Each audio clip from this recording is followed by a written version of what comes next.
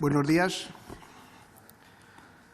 Y, en primer lugar, dadas las excepcionales circunstancias en que tenemos que desarrollar esta comisión y como muestra de respeto y solidaridad con las víctimas de la COVID-19, dado que también nos encontramos ya en los días de luto oficial declarados por el Gobierno, si les parece, guardaremos un minuto de silencio antes de iniciar nuestro trabajo en esta comisión.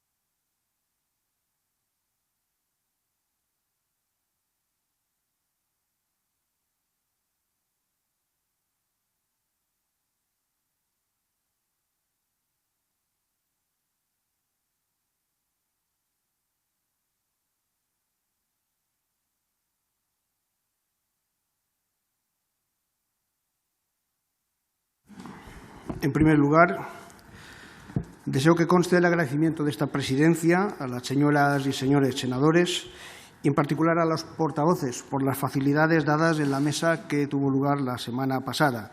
Creo que todos somos conscientes de las circunstancias extraordinarias que nos ha tocado vivir, que nos han llevado a celebrar esta comisión meses después de cuando habría sido lo habitual y en unas condiciones que eran difíciles de imaginar al inicio de la legislatura.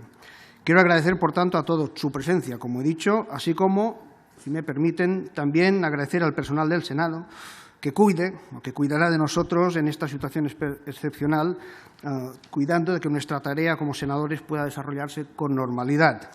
También, por supuesto, quiero agradecer a la ministra su presencia hoy aquí, en la Cámara Territorial, en el Senado, por las facilidades también que nos ha dado para poder reunir esta comisión, a pesar del enorme trabajo que seguramente acumula y su más que complicada agenda, ¿no? Por tanto, si no tienen inconveniente, pasaremos inmediatamente, a continuación, al primer punto del orden del día, que es la tramitación acumulada de solicitudes de comparecencia. Y, en este sentido, recordar que tramitamos de forma acumulada las comparecencias solicitadas por el propio Gobierno, las comparecencias solicitadas también para debatir sobre las líneas generales de la política del Departamento, presentadas por Esquerra Republicana Euskal Herria Bildu, por el Grupo Parlamentario Popular en el Senado, por el Grupo Nacionalista, por el Grupo Parlamentario Ciudadanos, por el Grupo Parlamentario Mixto, por parte de varios senadores, la comparecencia solicitada por el senador Fernández Diadero del Grupo Parlamentario Mixto también, la que también solicitó como miembro del Grupo Parlamentario Mixto el señor Egea Serrano, también la solicitada por el Grupo de Izquierda Confederal. Otras comparecencias relacionadas con los efectos de la crisis provocada por la COVID-19, presentadas por el señor Clavijo Valde del Grupo Nacionalista, por el Grupo Mixto, Ciudadanos, así como otra también por varios senadores del Grupo Mixto.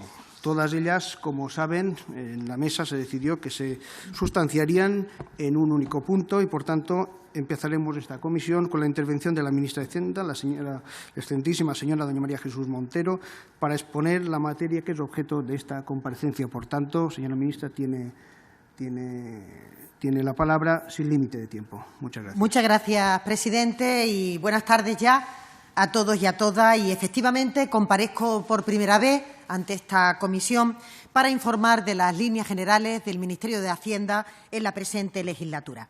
Créanme, señorías, que me hubiera gustado hacerlo mucho antes, pero comprenderán que las circunstancias excepcionales que estamos viviendo como consecuencia de esta pandemia lo han hecho imposible hasta ahora. Permítanme, y creo que recojo el sentir de todas sus señorías, que nuestras primeras palabras sean para transmitir solidaridad y afecto a las familias de las personas que han fallecido por el virus. Nuestro país está de luto oficial y muy pronto podremos honrar la memoria de todas estas personas con un homenaje que estará presidido por el jefe del Estado. También quiero saludar a todos los senadores que forman parte de esta comisión, transmitir una vez más mi firme convencimiento de la necesidad de profundizar en los debates territoriales en la medida en que contribuyan a reforzar nuestro modelo de país y de sociedad. Un modelo autonómico descentralizado que recoge la riqueza de nuestra pluralidad social y sobre el que descansa, algo no menor, el estado del bienestar, servicios esenciales que nos igualan a todos con independencia del lugar donde vivimos. Yo diría, y creo que pueden compartirlo, que durante esta crisis el Estado autonómico ha revelado su fortaleza, su capacidad para hacer frente a la emergencia sanitaria, si bien está tenido distintos niveles de afectación por la incidencia que la enfermedad desigual ha tenido en los territorios. Y creo que sus señorías compartirán conmigo el diagnóstico. El modelo autonómico ha funcionado ante una situación de tensión sin precedentes y lo ha hecho reforzando la cooperación interterritorial con diálogo constante entre los distintos niveles administrativos, a pesar de las dificultades lógicas iniciales. Muestra de ello han sido 11 conferencias de presidentes que se han celebrado en las últimas semanas, multitud de conferencias sectoriales y reuniones bilaterales que se han mantenido, donde hemos trabajado a un ritmo muy intenso y yo diría que con gran sentido de la responsabilidad.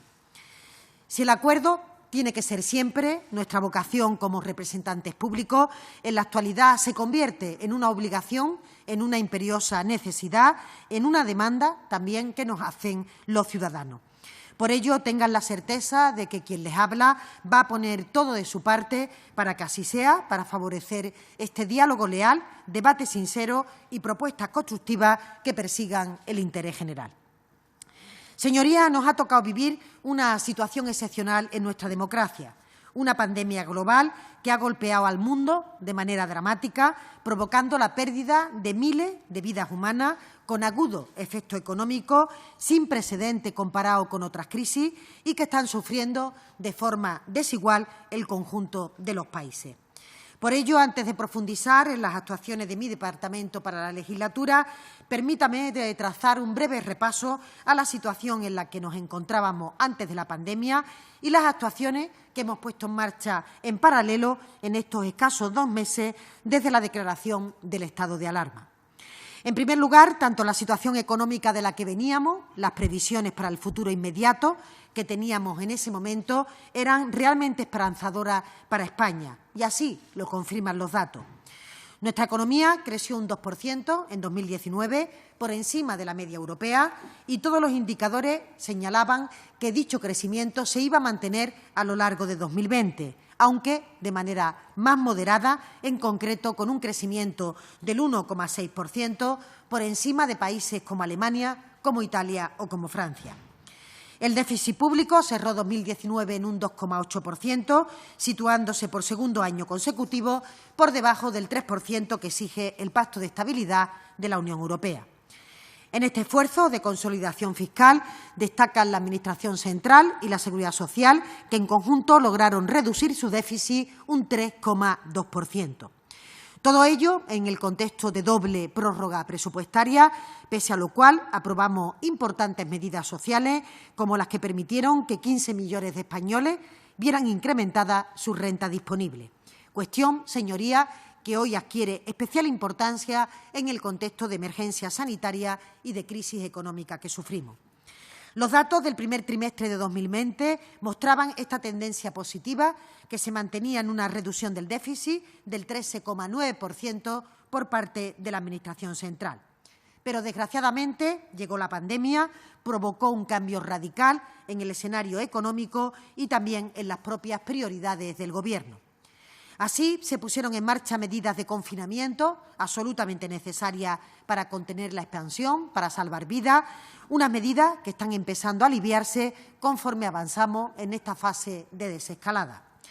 Pero en este intenso periodo breve, el Gobierno ha trabajado sin descanso para, en primer lugar, reforzar el sistema sanitario, en segundo lugar, proteger a la familia, a los colectivos vulnerables, para que esta crisis no acentúe esa brecha de desigualdad y pobreza que existe en nuestro país, y, en tercer lugar, para preservar el empleo, apoyar al tejido productivo, a los empresarios, a los autónomos, con importantes medidas de liquidez, de apoyo y respaldo, tanto en el ámbito tributario como de seguridad social. No voy a entrar en el detalle de las medidas aprobadas hasta ahora, estas que vienen siendo convalidadas por el Congreso, que conocen ustedes perfectamente, pero sí les diré que el impacto estimado de las principales medidas aprobadas han sido para el Gobierno de 138.000 millones de euros, sin contar con los 16.000 millones del Fondo para las Comunidades Autónomas COVID-19. Y en este punto me gustaría incidir en una idea. Nunca en nuestra reciente historia democrática se habían puesto a disposición de las comunidades tantos recursos en tan corto espacio de tiempo. Todo ello para combatir la pandemia, facilitando la liquidez para hacer frente a sus obligaciones respecto a los servicios esenciales como son la sanidad o el pago a los proveedores. Como vengo reiterando desde el principio, para este Gobierno los problemas de las comunidades autónomas y de las entidades locales son problemas del Gobierno de España. A los ciudadanos lo que les importa es que las administraciones les resolvamos las situaciones o los problemas que tienen, no tanto de quién depende la competencia en una cuestión concreta o cómo nos relacionamos entre nosotros para que los servicios que se ponen a su disposición sean de calidad, eficaces y eficientes. Por eso les decía que la sensibilidad del Gobierno con peticiones y necesidades de las comunidades autónomas ha quedado demostrada en estos meses. Desde el inicio de la pandemia hemos actualizado las entregas a cuenta del sistema de financiación autonómico, otorgando a las comunidades 7.907 millones de euros adicionales respecto al año 2019. A pesar de que el PIB prevemos que caiga un 9,2%, las comunidades autónomas han actualizado sus recursos en base al 1,6% con el que estábamos creciendo en los dos primeros meses. Se ha puesto en marcha un fondo social extraordinario, 300 millones, se distribuyeron otros 300 de forma urgente por el Ministerio de Sanidad en las primeras semanas de la emergencia, hemos aprobado otros 25 para garantizar las becas comedor y hemos negociado con la Comisión Europea que las comunidades puedan destinar hasta 3.200 millones no ejecutados de los fondos FEDER a luchar contra esta pandemia. Se han asignado 4.152 millones para compensar parte de la desviación del déficit del 2019, otros 100 se han repartido en relación con la violencia de género y, junto a todas estas medidas, hemos propuesto el Fondo Extraordinario No Reembolsable de 16.000 millones de euros. Un fondo que tiene como objetivo cubrir el incremento del gasto sanitario, del gasto social, compensar la caída de ingresos de los tributos que son propios de las comunidades autónomas. Por tanto, 10.000 de este fondo irán a cubrir gastos sanitarios, 1.000 a gasto social y otros 5.000 restantes a compensar por menores ingresos. Una inyección de recursos que para nada está ligada al modelo de financiación, que las comunidades no tendrán que devolver, ni generará intereses, ni incrementará su deuda pública. También hemos abordado con los consejeros autonómicos debates técnicos sobre los criterios de reparto. Saben que nos han hecho llegar sugerencias respecto al peso de la población, al concepto población ajustada versus población protegida equivalente o a la necesidad de incorporar número total de PCR y no únicamente las que fueran positivas. Les quiero decir que estamos estudiando todos estos aspectos y también que esta semana hemos empezado los contactos con las formaciones políticas para ampliar este debate. De hecho, nuestra intención es que el primer pago pueda realizarse ya en el mes de julio y el resto se abone en meses de septiembre, noviembre y diciembre. En conjunto, todas las medidas que les he relatado suman en torno a 32.000 millones de euros para las comunidades autónomas. Creo que esto pone de relieve este esfuerzo inédito para garantizar que, con independencia de dónde viven o los recursos que tengan los ciudadanos, podamos disponer de un estado del bienestar fuerte, un sistema sanitario universal y de calidad. Por tanto, señorías, confirmo que el Gobierno está realizando un enorme esfuerzo presupuestario, que es el resultado de este diálogo y la toma en consideración de las propuestas que nos hacen llegar los distintos territorios. Pero les decía que la crisis de la pandemia ha trastocado, evidentemente, todas las previsiones macroeconómicas de los distintos países del mundo.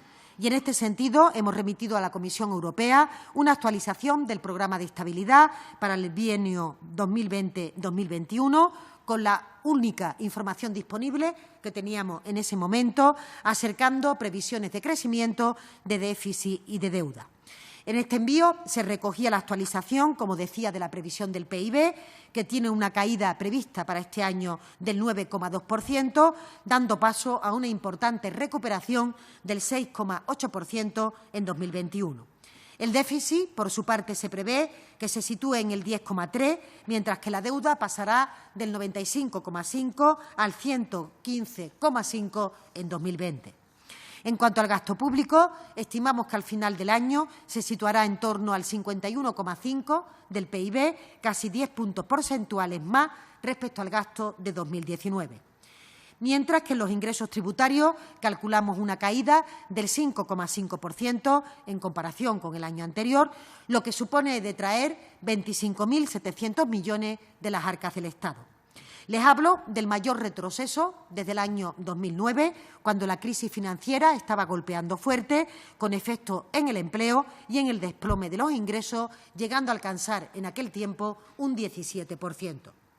Por figuras fiscales, el impuesto sobre sociedades es el que peor encaja los efectos de la pandemia, una caída prevista del 8,7%, siguen los impuestos especiales, que lo harán en un 6,7%, el IVA en un 5,2% y en un 2,4% los ingresos por IRPF.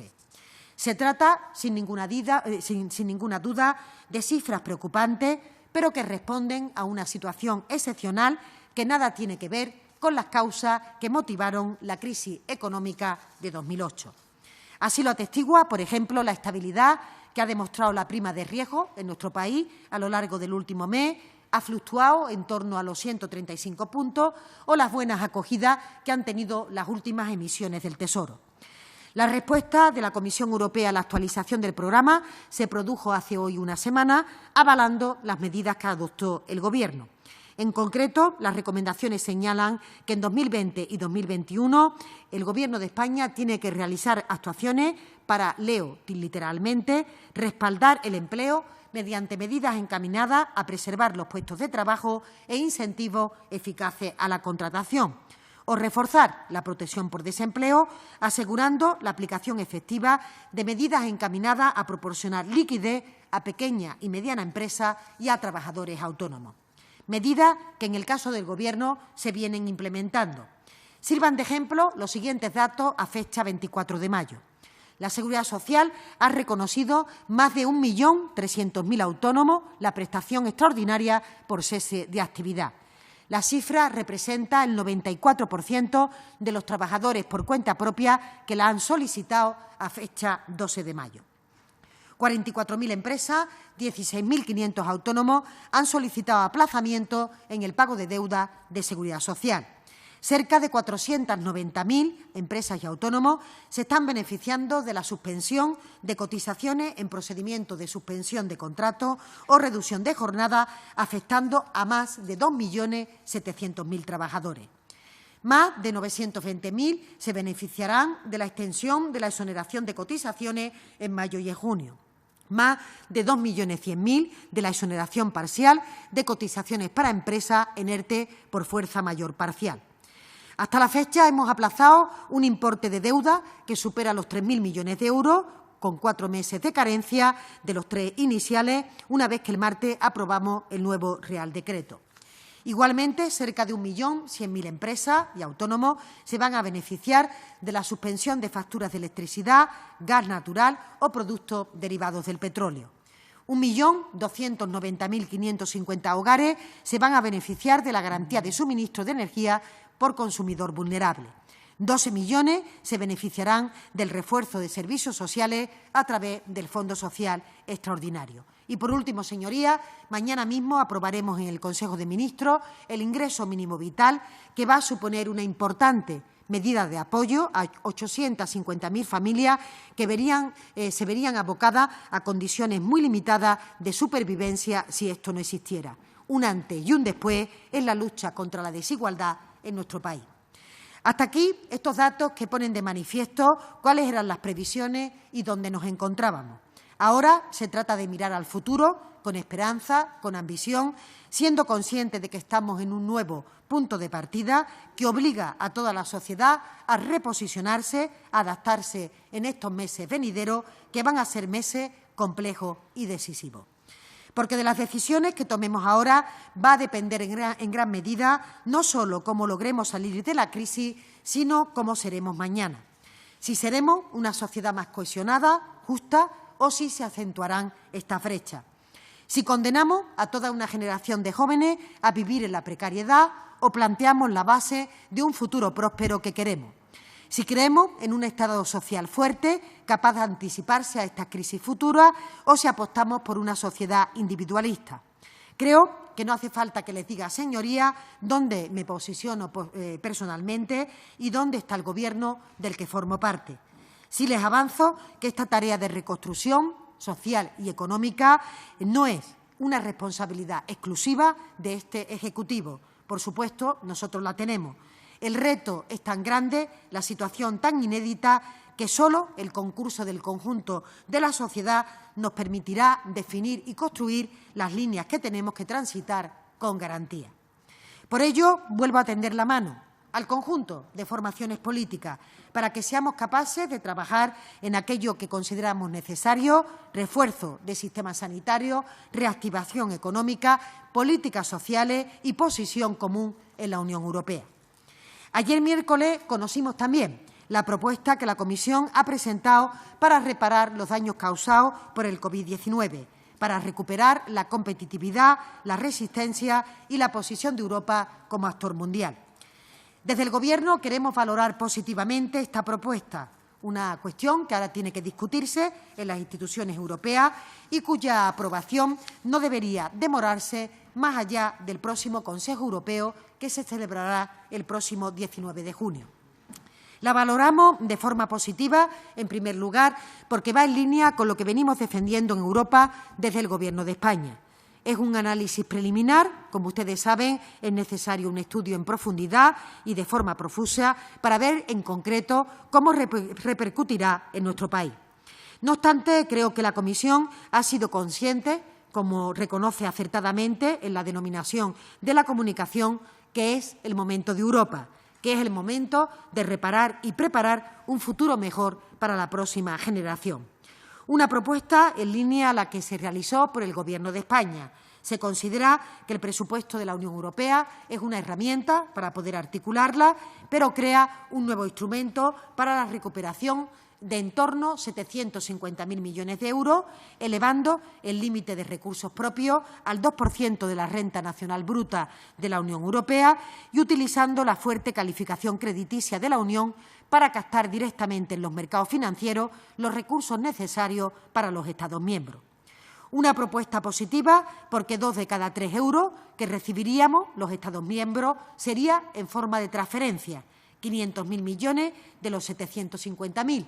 El resto sería a través de préstamos que tendrían un periodo de devolución que puede llegar hasta 38 años. Y porque tiene en consideración la afección, el impacto asimétrico que esta pandemia ha tenido en los distintos países, equilibrando también de esa manera las diferencias. Solo espero que esta propuesta prospere, se perfeccione y sea aprobada para que los recursos puedan estar disponibles para la ciudadanía también en breve y en el menor plazo de tiempo posible. A continuación, señorías, voy a abordar las líneas generales del Departamento, que tienen su inspiración, como no podría ser de otra manera, en el acuerdo suscrito entre el PSOE y Unidas Podemos para un Gobierno de coalición progresista. Y es probable que la crisis sanitaria nos obligue a ajustar los tiempos, pero también que hoy más que nunca tenemos claro que la salida de la crisis no puede ser la misma que tuvimos en la anterior, donde se impusieron políticas austericidas que tanto perjudicaron a las familias, a las clases medias y a los trabajadores. Vamos a adoptar todas aquellas medidas necesarias para hacer compatible un crecimiento económico sostenible e inclusivo con una ambiciosa agenda social que nos permita recuperar derechos perdidos, fortalecer el estado del bienestar, combatir desigualdades y ganar cohesión social y cohesión territorial en nuestro país. Desde estos principios hemos marcado 3 objetivos prioritarios que anuncio de manera somera antes de pasar al análisis más detallado de cada uno de ellos. El primero, como no puede ser de otra manera en este Ministerio, es aprobar unos presupuestos generales del Estado que consoliden un modelo de crecimiento equilibrado, sostenible e inclusivo, que nos permita recuperar esta cohesión y esta justicia social. El segundo objetivo es avanzar hacia una fiscalidad acorde con los tiempos que vivimos del siglo XXI, que tenga en cuenta los retos de la economía digital y de la lucha contra la emergencia climática. También que sea más progresiva, más justa, capaz de redistribuir la riqueza a través de un estado del bienestar fuerte, sustentado en unos servicios públicos de calidad que actúan como garantes de la igualdad de oportunidades. El tercer objetivo prioritario es consensuar un nuevo sistema de financiación autonómica y local que se vertebre de manera justa y que tenga en cuenta la realidad territorial y competencial. Nuestra hoja de ruta, insisto, sigue intacta a pesar de las dificultades que estamos viviendo por la pandemia o quizá justamente por estas mismas dificultades que nos interpelan a levantar la cabeza y mirar en el medio y en el largo plazo. Por ello, puedo anunciarles una serie de compromisos que vamos a desarrollar en los próximos meses. En primer lugar, les digo que los presupuestos generales van a incorporar por primera vez 3 ejes. Uno, orientado al objetivo de desarrollo sostenible, otro al impacto de género y un tercero a las políticas de infancia, juventud y familia. De lo que se trata es que los presupuestos ayuden a transformar la realidad desde su propio diseño, así como a monitorizar los avances que se produzcan en políticas que son prioritarias para este Gobierno, como son la igualdad, el medio ambiente o la infancia. En segundo lugar, queremos avanzar de forma decidida en transparencia, en rendición de cuentas y en participación ciudadana. Por ello, les anuncio que acercaremos estos presupuestos del Estado a la ciudadanía de manera que puedan acceder de forma intuitiva, amigable y que conozcan el destino de los impuestos o cuáles son los gastos más relevantes en políticas como la sanidad, la educación o las inversiones. Es decir, hacer los presupuestos generales no solo accesibles, sino también entendibles para cualquier persona. Ligado con este elemento, en tercer lugar, vamos a incorporar la evaluación de las políticas públicas como manera de ganar legitimidad ante la ciudadanía, eficacia y eficiencia. En este sentido, también les digo que en 2021 incorporaremos las conclusiones de los informes que está realizando la AIREF bajo las denominadas Spending Review, tanto en la racionalización del gasto como en el estudio de los beneficios fiscales. De otro lado, vamos a seguir impulsando la lucha contra el fraude, facilitando el cumplimiento de las obligaciones tributarias a través de nuevos servicios de la Agencia Tributaria.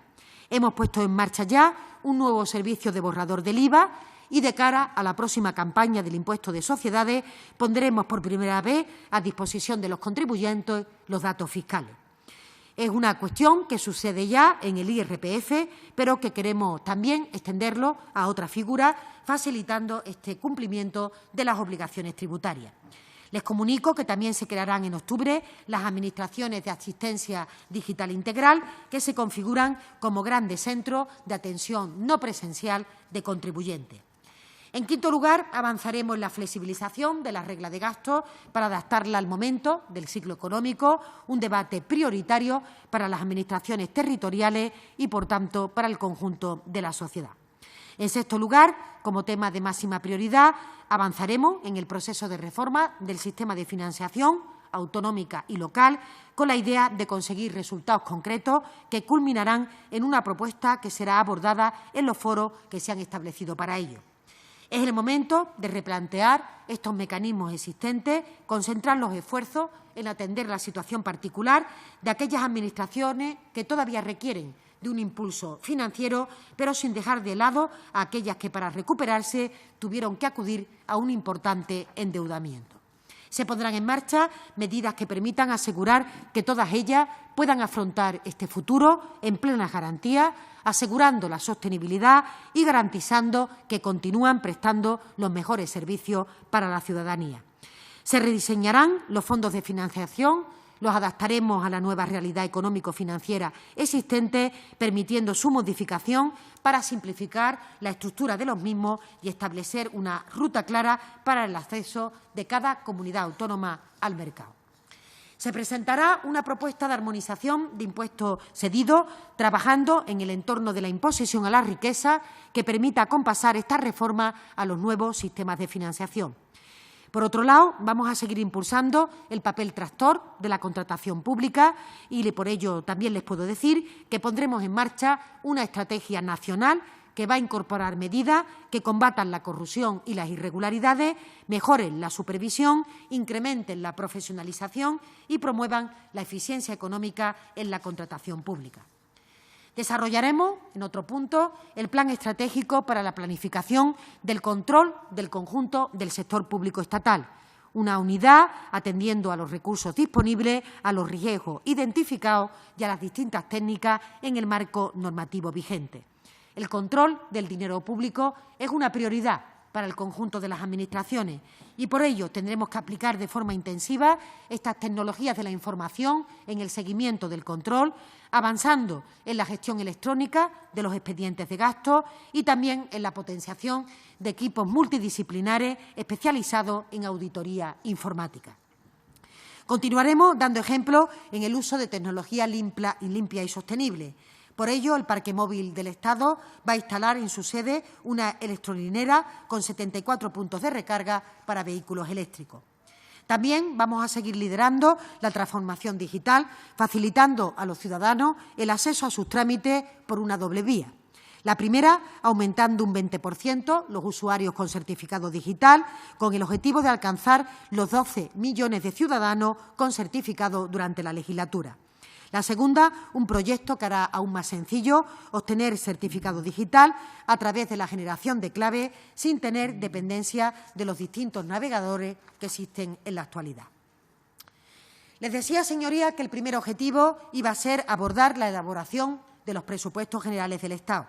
Como saben sus señorías, así lo anuncié el pasado 16 de abril, no va a ser posible mantener o presentar ante las Cortes un proyecto de cuentas públicas para 2020 tal y como teníamos previsto. En primer lugar, el objetivo de estabilidad ha sido sustancialmente modificado, como les he explicado, y de hecho la senda de estabilidad que aprobamos en ambas cámaras ha quedado en desuso con motivo de la pandemia. En segundo término, la situación de prórroga y de escenario económico generado por la pandemia nos viene obligando a una monitorización permanente de las partidas presupuestarias para priorizar estos gastos extraordinarios derivados del COVID, pero también para hacer frente a gastos de funcionamiento que requieren el normal también trabajo de los servicios públicos. Por tanto, nuestro objetivo es trabajar en unas cuentas públicas para el año que viene, cuyas señas de identidad tienen que ser la cohesión, la justicia social, la lucha contra la desigualdad y la sostenibilidad, pero también muy especialmente los raíles que nos permitan atravesar la crisis de la mejor manera posible y salir de ella con bases más sólidas. Unos presupuestos, por tanto, que relancen la economía y que la hagan más competitiva y sostenible. Unos presupuestos de reconstrucción que refuercen el sistema sanitario público y que garantice que tienen las capacidades para afrontar pandemias futuras, para proteger a la clase media y trabajadora, a colectivos vulnerables, garantizando una salida justa. Unos presupuestos que tienen que sentar las bases de esta reconstrucción económica, teniendo la certeza de que a través del diálogo, el respaldo de los grupos parlamentarios, de los agentes sociales y del conjunto de la sociedad civil, podamos construir unas cuentas de consenso que nos permitan salir más fuertes. Deseo, señorías, que la comisión que ha iniciado sus trabajos en el Congreso contribuya de forma decisiva a tener o a priorizar aquellos sectores que son más importantes, a sentar estos pilares donde se arraigarán estas nuevas cuentas públicas. Ligado con este elemento, como les he dicho, vamos a ganar legitimidad social ante la ciudadanía con la evaluación de las políticas públicas. Con ello, consolidaremos este modelo de crecimiento económico equilibrado, inclusivo y duradero, y tendremos también que aportar las ventajas de la digitalización y de la transición justa, que son vectores transversales, conjuntamente con la igualdad, para generar empleos dignos, empleos de calidad y ganar en competitividad.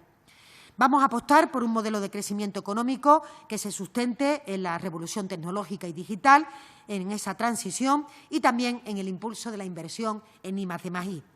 Apostamos por ganar competitividad a través de esta innovación, de la reindustrialización de nuestro país, de la investigación y el conocimiento intensivo en áreas emergentes como serán los sectores del turismo y de la automoción. De hecho, saben que el Gobierno ya ha remitido al Congreso el primer proyecto de ley de cambio climático, transición energética, una norma que hará posible que España alcance neutralidad de emisiones no más tarde de 2050, en coherencia con criterios científicos y las demandas de la propia ciudadanía. De otro lado, la inversión pública en infraestructura se va a orientar principalmente hacia aquellas que favorecen la movilidad de personas o de mercancías, que lo hacen de forma sostenible y segura y que apuesten por la innovación tecnológica, fortaleciendo la cohesión territorial. También los presupuestos tendrán que contemplar un significativo crecimiento de la inversión en política social, que tendrá su traslado en mejora en la atención a la dependencia, lucha contra la pobreza, sistema de becas o el acceso a la vivienda. Igualmente, a eliminar la brecha salarial, avanzando en conciliación laboral y familiar y plantando cara a la violencia de género, entre otras. El segundo objetivo del Ministerio de Hacienda, del que hablaba en mi intervención, es avanzar hacia una fiscalidad acorde con los tiempos que vivimos, que se adapte a nuestra realidad tecnológica y social bajo un principio irrenunciable de justicia social. Tenemos que avanzar en la equiparación progresiva de los niveles de tributación de nuestro país a la media de los países de nuestro entorno. Saben, sus señorías, que España tiene una proporción de ingresos públicos en relación al PIB del 39,2%, más de 7 puntos por debajo de la media de la eurozona, que se sitúa en torno al 46,5%. Es obvio que contamos con un claro margen de mejorar la recaudación. De hecho, somos el quinto país con menos ingresos públicos sobre el total del PIB de la eurozona. Únicamente tenemos por delante a Malta, a Letonia, a Lituania o a Irlanda. Y también queremos parecernos a los países de nuestro entorno en términos de gasto público, en el que también estamos por debajo. España representa el 41,7% del PIB, este gasto público, mientras que la media de la eurozona en 2018 llegó al 47%.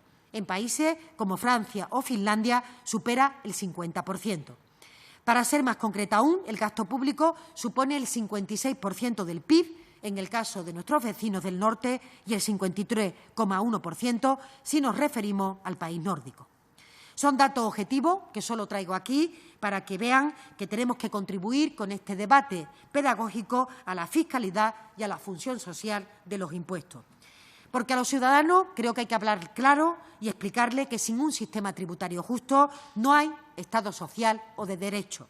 Sin un sistema tributario justo no hay sanidad pública, universal o de calidad. No hay educación gratuita pública. No hay cuidado para nuestros mayores dependientes. Sin impuestos, señorías, lo que opera, lo que manda es el sálvese quien pueda, que es lo mismo que decir que quien tenga la suerte de haber nacido en una familia que tiene recursos tendrá mejor educación, mejor sanidad o mejores prestaciones. En definitiva, mejores oportunidades para desarrollar su proyecto vital. De ahí, señorías, que la fiscalidad progresiva sea el mejor instrumento para redistribuir la riqueza, garantizar la igualdad de oportunidades y tener cohesión social. Y lo he dicho muchas veces y quiero volverlo a repetir hoy aquí. Se trata de que cada persona aporte en función de su capacidad, como establece de forma clara el artículo 31 de la Constitución, pero que cada uno reciba en función de sus necesidades.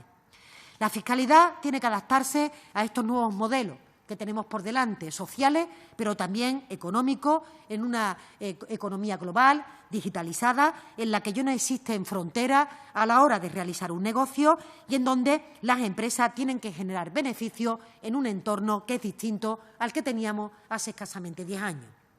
El ejemplo más claro, yo diría que lo tenemos en las grandes multinacionales tecnológicas. Como saben, el Gobierno ha remitido ya a las Cortes, estamos tramitando el proyecto de ley de impuestos sobre determinados servicios digitales y el proyecto sobre transacciones financieras en línea con las recomendaciones de la Unión Europea y que ojalá pueda ver la luz en breve. También, de la mano de las recomendaciones de la Unión, vamos a impulsar una fiscalidad que sostenga el crecimiento económico, pero que haga que los incentivos se dirijan a ser respetuosos con nuestro medio ambiente. Una fiscalidad que nos aproxime en materia medioambiental con la de otros Estados miembros. Igualmente decididos estamos a dar la lucha contra el fraude, contra la elusión fiscal, porque esta progresividad fiscal no tiene ningún sentido si de manera simultánea no combatimos a quienes lo eluden con beneficio personal y en perjuicio del conjunto de la ciudadanía. Igualmente, hay que aflorar la economía sumergida que lastra la competitividad de las empresas que cumplen y también niega los derechos a los trabajadores que están bajo ese ámbito. En este sentido, les puedo decir que el anteproyecto de ley de medidas de prevención y lucha contra el fraude, transposición de la directiva del Consejo Europeo, en este momento está en el Consejo de Estado para que emita el dictamen y, por tanto, vamos a tramitarlo conforme venga de ese órgano. También vamos a prohibir en ella las amnistías fiscales para que quienes defraudan Hacienda, por extensión a todos nuestros compatriotas, no vean recompensada esta insolidaridad con un argumento de que las amnistías sirvan para aflorar capitales ocultos. Creo, señorías, que este grado de afectación del sistema tributario está directamente relacionado con esta conciencia fiscal, con la lucha contra el fraude y también con que los ciudadanos comprendan, tengan la convicción de que el sistema es justo y que el gasto se destina a lo que realmente es eficaz, es eficiente y a lo que va dirigido. Por ello, continuaremos con la política de incremento de recursos humanos en esta lucha, intentando incorporar más recursos a la agencia tributaria y de ahí que las actuaciones van a estar en facilitar que los contribuyentes que no declaren no sea por desconocimiento. Por eso, para esta mejora de esta asistencia, en febrero ya pusimos en marcha el proyecto piloto consistente en borrador de IVA y mantenemos también la previsión de ofrecer datos fiscales que faciliten la declaración del impuesto de sociedades, continuando con el camino, como decía, del IRPF, que creo que ha sido muy eficaz en nuestro país.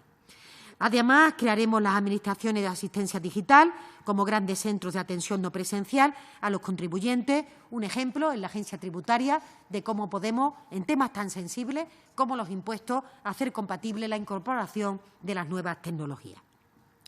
Y, señorías, cuando hablamos de servicios públicos de calidad, del estado del bienestar, nos referimos de forma inexorable a las comunidades autónomas y a las entidades locales, cuyo sistema de financiación hay que modificar a la mayor brevedad posible. Un compromiso firme, el que mantenemos con las administraciones territoriales, como expliqué al inicio de mi intervención, y que tendrá que cristalizar en la reforma de ambos sistemas. Como saben, el actual sistema de financiación autonómica tiene ya más de 10 años, el de financiación local más de 15, y no creo que ninguno de los presentes me corrija si digo que existe un consenso generalizado en que resulta necesaria afrontar la reforma de ambos sistemas. Durante la pasada legislatura llevamos a cabo algunos trabajos técnicos, se aprobaron informes de expertos, pero ahora necesitamos el impulso político para acometer este importante proyecto que va a marcar el futuro de las administraciones territoriales con la concreción del sistema de financiación y de sus competencias. El Ministerio de Hacienda va a impulsar este proceso que culminará con la presentación de la propuesta del modelo de financiación.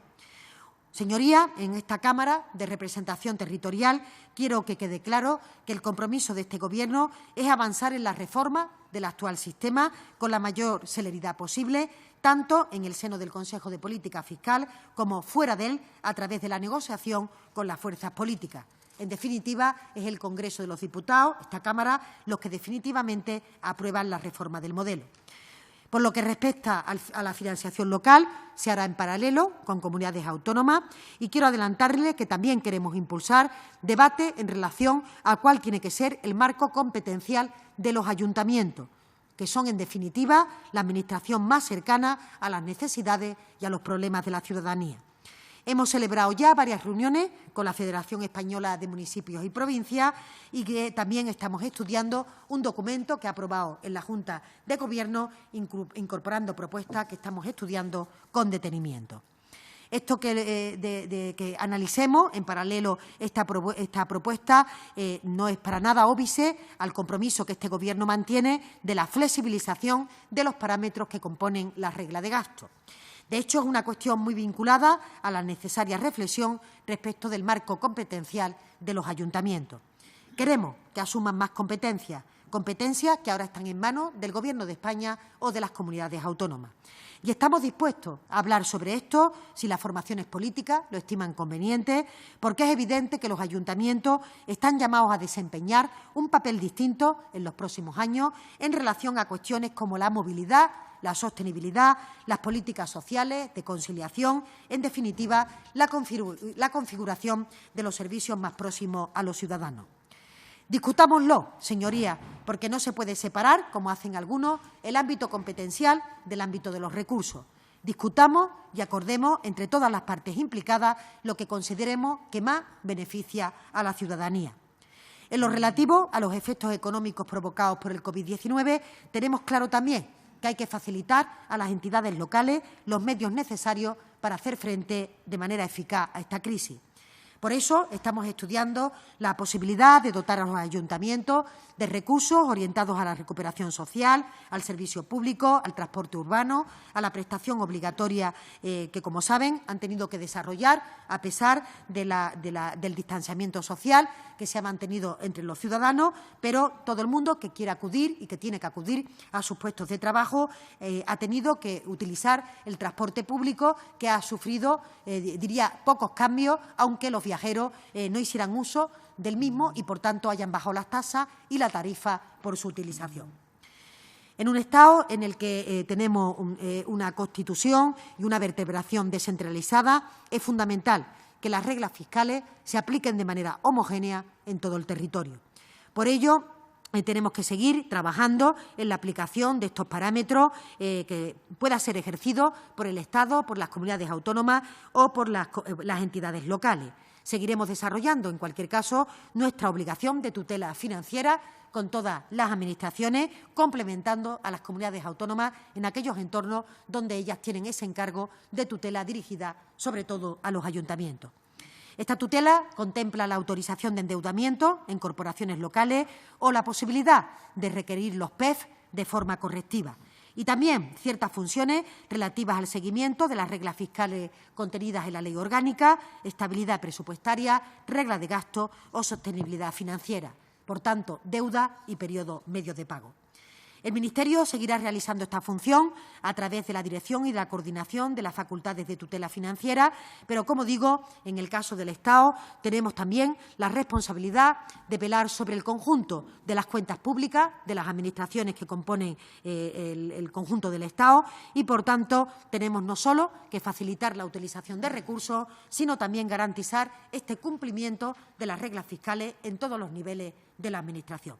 Por tanto, en la fijación de objetivos y en la coordinación con comunidades y corporaciones locales, en el seguimiento de la ejecución presupuestaria en todos los niveles de la Administración, también en la liquidación de presupuestos para activar medidas correctivas y en el seguimiento de los planes económicos financieros, periodo medio de pago de las Administraciones. Por eso, señorías, les añado que en la situación actual, para evaluar estos efectos de la pandemia, el Ministerio ha solicitado la remisión de formularios que detallan los gastos sobrevenidos asociados al COVID, tanto a las comunidades autónomas como a las entidades locales.